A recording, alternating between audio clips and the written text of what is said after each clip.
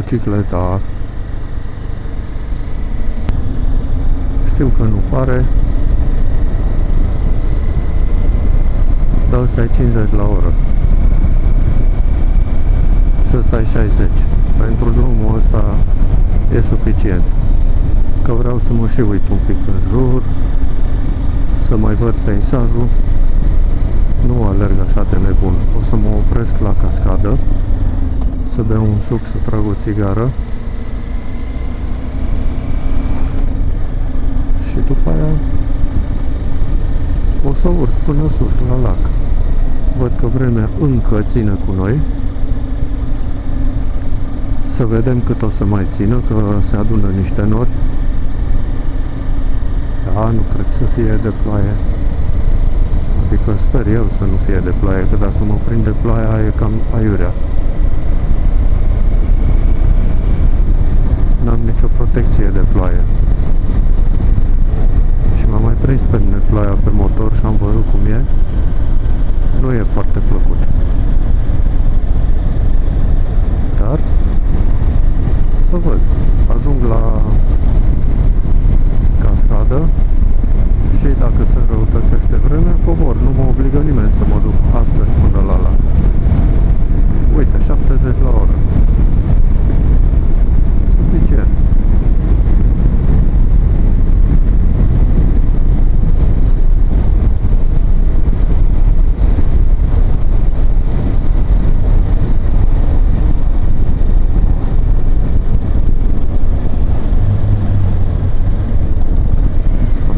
Pe motocicliști și district Bălea și am ajuns la Bălea cascadă.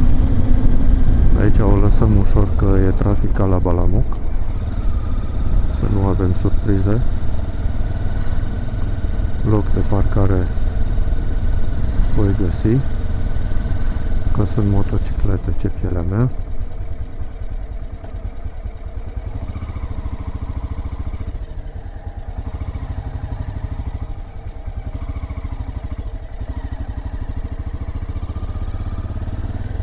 Uite aici.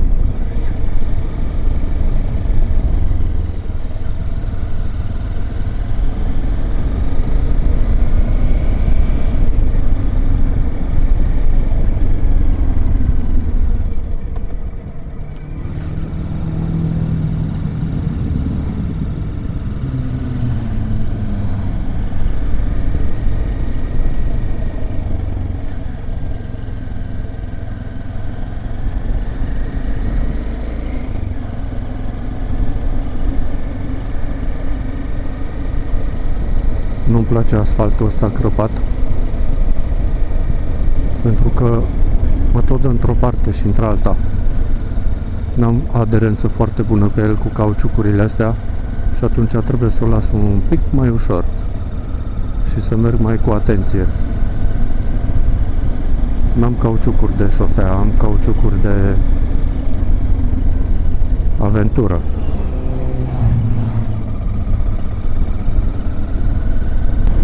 Trebuie să merg mai cu atenție pe căcaturi din astea.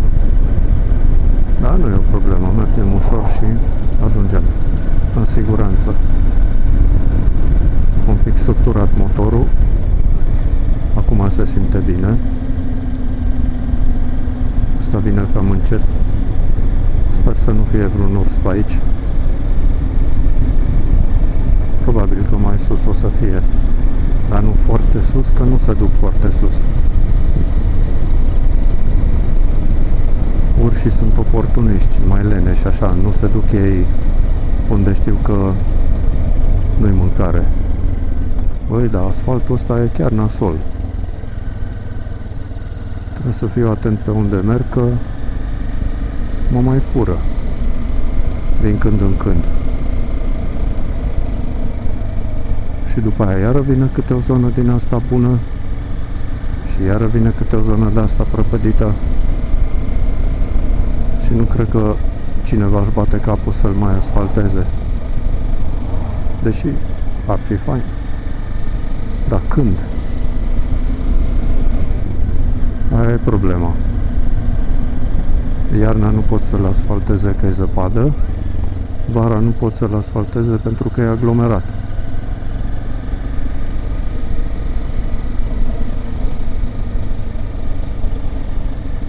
Uai, ce fain e aici. Poate trebuia să mă opresc un pic, dar acum oricum nu-i de poze. Dacă scot aparatul foto acum și fac poze, o să fie numai așa, poze de suvenir, nu nimic artistic, nimic deosebit. N-am lumină cum trebuie. Nici dacă ar fi fost soare, n-ar fi fost chiar cum trebuie, pentru că e amiază. Uite, băi, bicicliști. Da, bă, sportivi. Ia să uităm noi a doua, că nu știu ce urmează. Și tot asfalt din ăsta prăpădit.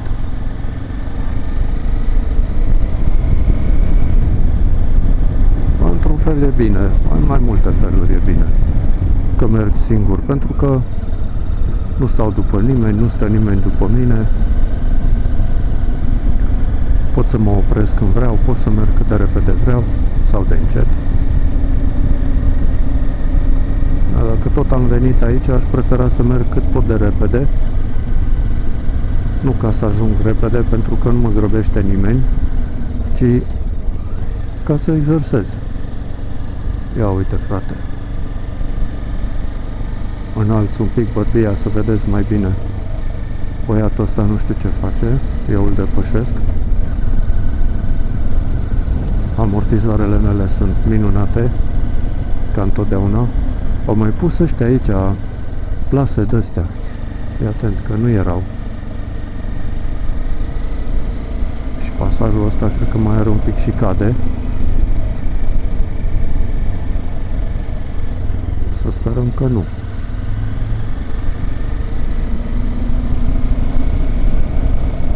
Sunt faine pasajele astea de efect.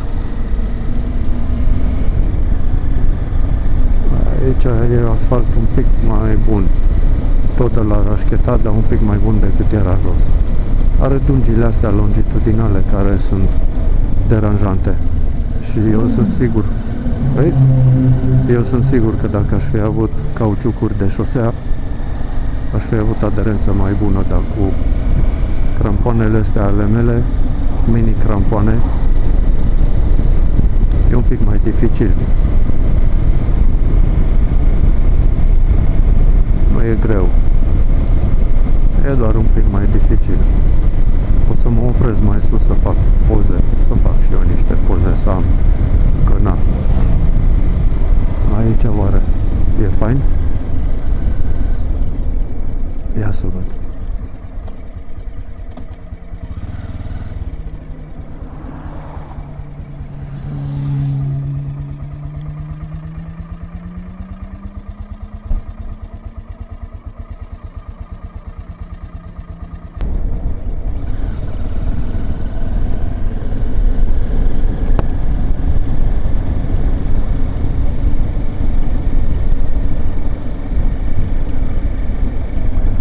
știu ce să fac mai repede, să conduc sau să mă uit la peisaj, că vreau să văd și pe unde merg. Așa că o să merg ușurel, pentru că vreau să mă umplu de aerul ăsta de aici și de peisajul ăsta fain. Și lumina e foarte interesantă, că e cernută așa printre nori și foarte stranie. Cum să dai blană maximă pe un traseu ca ăsta, frate? Că merită să-l mergi așa ușor, ușor. Acum nici cu 20 la oră. Dar înțelegeți voi ce vreau să zic. Uă, ce prost am luat-o pe asta.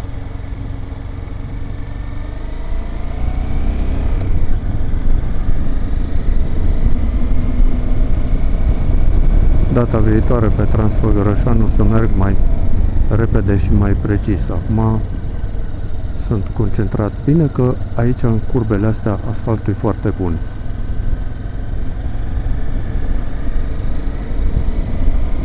Probabil că mi-a alunecat deștul pe ambreiaj. Probabil că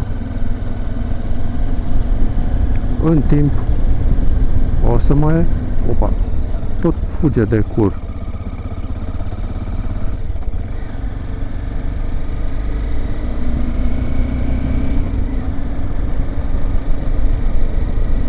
Probabil că motocicliștii mai experimentați se descurcă foarte bine pe asfaltul ăsta și cu cauciucuri mai cramponate, cum sunt ale mele, da? Eu mai am de învățat și merg ușor pentru că vreau să ajung acasă în siguranță. Avantajul cu motocicleta față de mașină, evident, este că mă pot opri aproape oriunde vreau eu.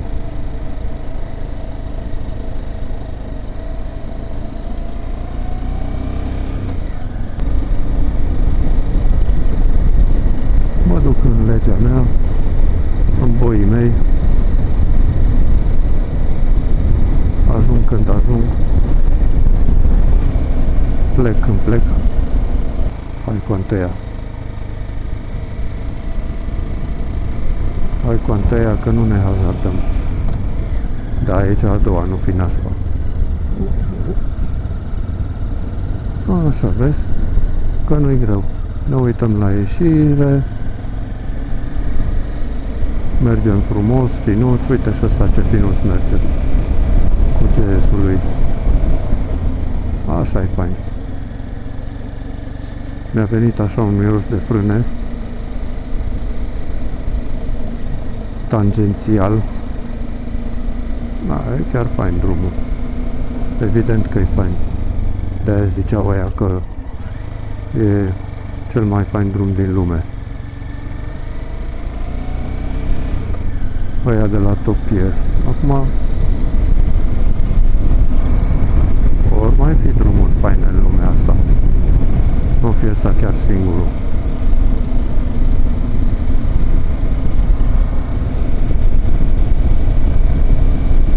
Mă uitam să văd dacă e ceva ca lumea de pozat în dreapta și este, evident. Dar mai bine mai aștept până ajung mai sus, să fie un pic mai spectaculos, să se vadă mai multă șosea. Da, dacă ești Top Gear și vii cu Ferrari și e circuit închis și vrei să vezi cum merge mașina, cât merge și să-i dai în bască, îi dai, tata, da? Eu vreau să și văd ceva.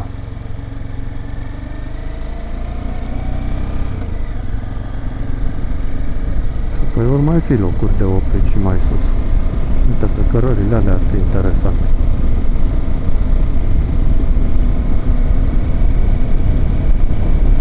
Cu una de motocross, unul care e experimentat, s-ar putea duce.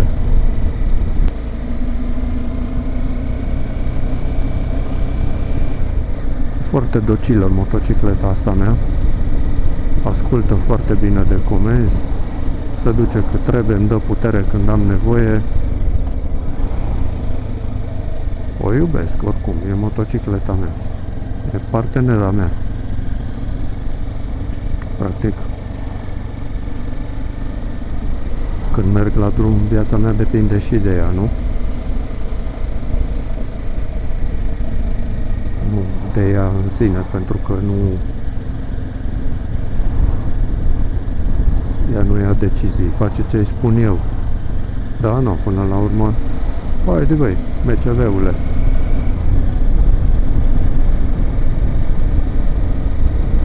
Nu știu de ce s-o fi făcut așa asfaltul ăsta. E posibil să fie de la cum îl zgârie cu lamele primăvara. Ce e posibil, știu eu.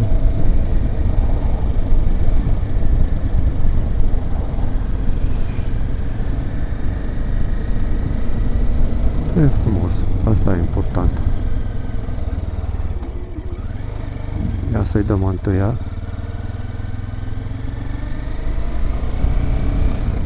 Și gaz! Dale gaz, cabron!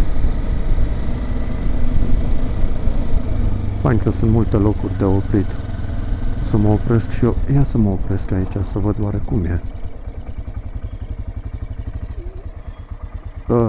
Aici nu prea am foto. Dar poate aici. Și trag și o țigară dacă tot am venit.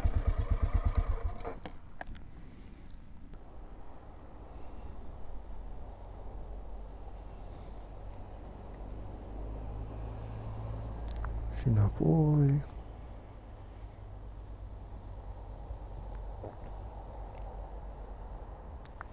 Și în vale. Și aici. Și acolo e soare.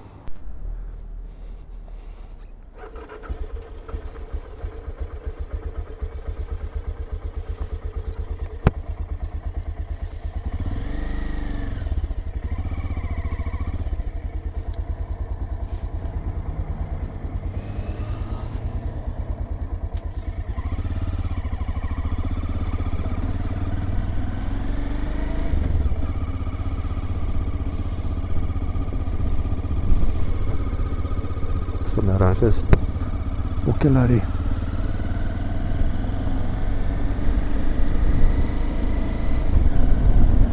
Hai, că mai avem un pic.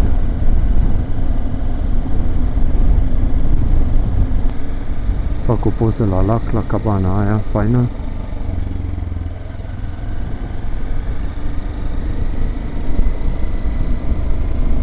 Văd că nici ăștia nu se grăbesc, îi înțeleg. Ia să vedem pe aici că e asfaltul mai bun. Am tras un pic de accelerație.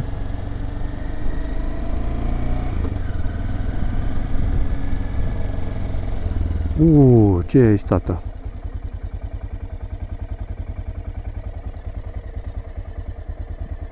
Stau.